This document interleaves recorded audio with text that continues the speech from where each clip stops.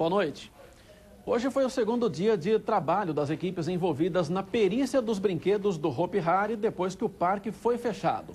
Vamos conversar agora com a repórter Lucimeire Ramalho, que está em Vinhedo. Lucimeire, boa noite. Como foram os trabalhos de hoje?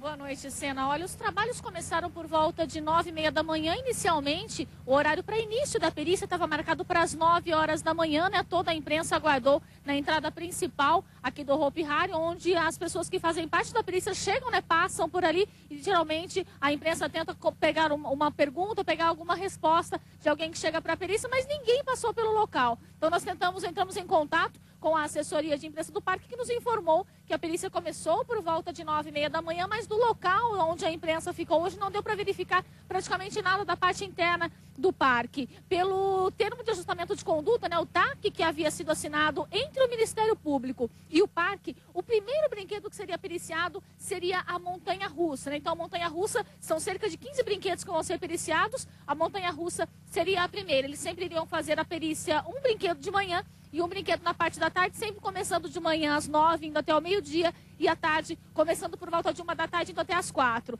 né? Mas o brinquedo periciado não foi a montanha-russa, viu, Sena? Eles fizeram a perícia em 2 brinquedos, a assessoria de imprensa não pôde nos informar quais foram os 2 brinquedos periciados, mas não foi a montanha-russa nesta terça-feira. E a informação que nós conseguimos é que, porque eles haviam conseguido documentação de outros brinquedos, então acharam melhor começar por esses outros brinquedos que já tinham documentação pronta. E hoje também foi dia de mais depoimento na delegacia de Vinhedo, né? O Marcos, um outro agente, um outro monitor que trabalhava na Torre Eiffel, prestou depoimento hoje ao delegado Álvaro 90 Júnior da delegacia de Vinhedo. Vamos acompanhar na reportagem.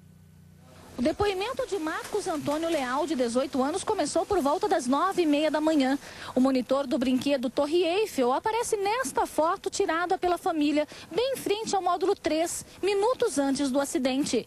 O jovem foi ouvido pelo delegado Álvaro 90 Júnior por mais de 2 horas e afirmou que minutos antes da queda de Gabriela Nishimura, ele avisou a um superior que o brinquedo apresentava problemas. Eles comunicaram o fato, foi dito para que pode continuar, que a manutenção está chegando. Só isso, eles obedeceram às ordens. O monitor trabalhava no parque há 6 meses e há 20 dias operava a atração.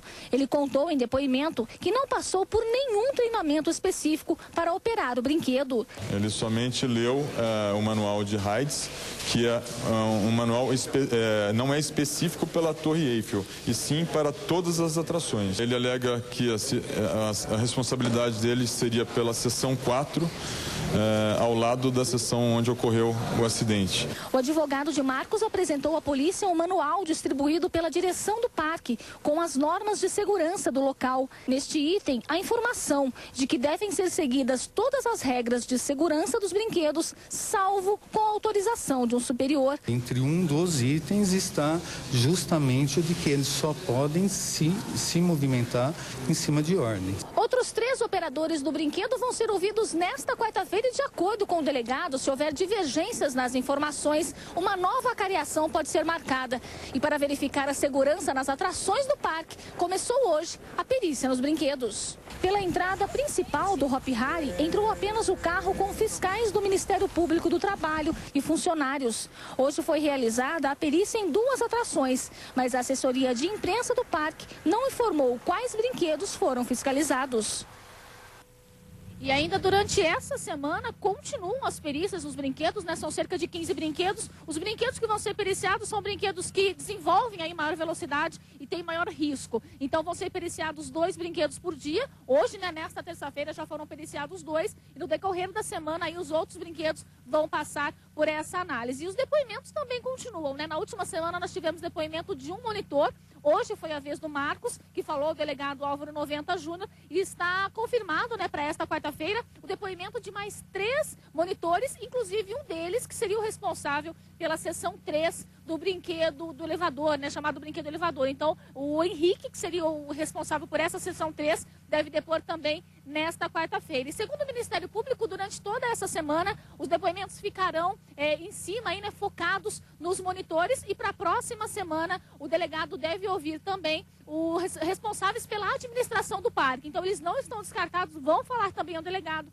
na próxima semana. Sena. Ok, obrigado, Lucimeire, pelas suas informações. E a polícia investiga a morte da diretora de saúde de Jaguariúna. A médica levou 3 tiros ontem à noite, quando estava em frente à casa de uma amiga. A médica Ana Olívia Bondivoglio, de 49 anos, estava parada em frente a esta casa, no Jardim Elisa, em Jaguariúna. Segundo testemunhas, assim que ela estacionou o carro, foi surpreendida por um homem de moto, que efetuou 3 disparos. Esse veículo teria parado para buscar, a vítima ia buscar essa amiga dela na casa, nessa residência, quando ouviram 3 disparos ou 3 estampidos. E logo em seguida saíram, né, para fora da residência, onde encontraram já a vítima caída dentro do veículo, né, e ensanguentada. A mulher foi atingida no tórax, no pescoço e nas costas. De acordo com o laudo pericial do IML, os disparos aconteceram bem próximos da médica. Por isso, a polícia trabalha com 2 linhas de investigação: tentativa de assalto ou execução. Depois da perícia do IML, esse corpo havia um chamuscamento muito próximo aonde os disparos foram efetuados contra a vítima, determinando que essa pessoa se aproximou, né, a vítima ou para realizar os outros tiros, né, ou então para realmente fazer o assalto e se retirar do local. O irmão da vítima descarta a possibilidade de execução. Ele disse ao delegado responsável pelo caso que Ana Olívia não tinha problemas no trabalho e nem na vida pessoal e que nunca havia recebido nenhuma ameaça.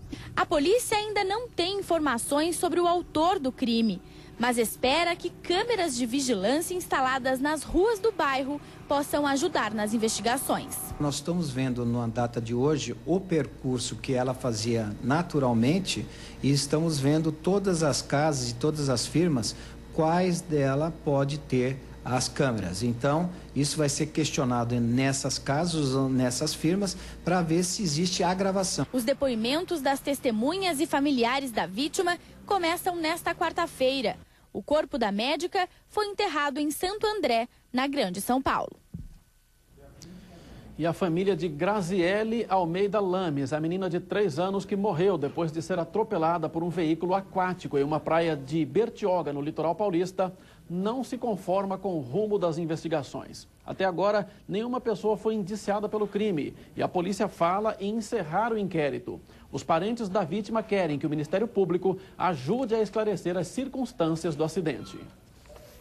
A decisão do delegado Maurício Barbosa, de Bertioga, no litoral de São Paulo, surpreendeu a família de Graziele Almeida, morta após ser atropelada por uma moto aquática na praia de Guaratuba no mês passado. Indignado, revoltado pelo fato da justiça não ter sido feita. Apesar da mídia estar dando essa força, apesar das pessoas terem se conscientizados de que há um responsável por trás, agora eles vão querer jogar a culpa em quem? No jet ski? Não pode esperar de uma família que omite socorro a uma criança de 3 anos. Não pode esperar de uma família dessa que jogue limpo com a justiça. O delegado Maurício Barbosa Júnior responsabilizou o adolescente de 13 anos pelo acidente. Mas alguém ainda pode ser indiciado. Tudo vai depender do depoimento de uma testemunha de 14 anos que também estava na moto aquática. O garoto deve ser ouvido ainda esta semana, em Mogi das Cruzes, na Grande São Paulo. No próximo dia 20, um perito contratado pela família irá fazer uma simulação do acidente. Esse profissional vai estar efetuando a perícia para provar ou para trazer algumas provas mais concretas e tem que ter um indiciado, tem que ter um culpado. Agora o pai vai jogar a culpa num de menor simplesmente porque ele não vai para cadeia? O acidente aconteceu no dia 18 de fevereiro durante uma viagem à praia com a família. Este vídeo mostra a Graziele brincando na areia com a mãe, momentos antes de ser atropelada por um veículo aquático conduzido por um adolescente de 13 anos. Graziele foi atingida na cabeça e sofreu traumatismo craniano. Ela foi socorrida pelo helicóptero Águia da Polícia Militar, mas não resistiu aos ferimentos. A família do garoto, suspeito de ter provocado o acidente, fugiu sem prestar socorro à vítima. E a cúpula da Polícia Civil negou que o inquérito sobre a morte da menina Graziele, de 3 anos, tenha sido concluído sem nenhum indiciamento. Em entrevista hoje à rádio Band News FM, o delegado-geral de São Paulo, Marcos Carneiro, declarou que as investigações apenas foram transferidas para a Delegacia Seccional de Santos. E veja em instantes, Dia Internacional da Mulher movimenta mercado de flores em Campinas e ajuda a recuperar a má fase que o setor enfrenta no início do ano.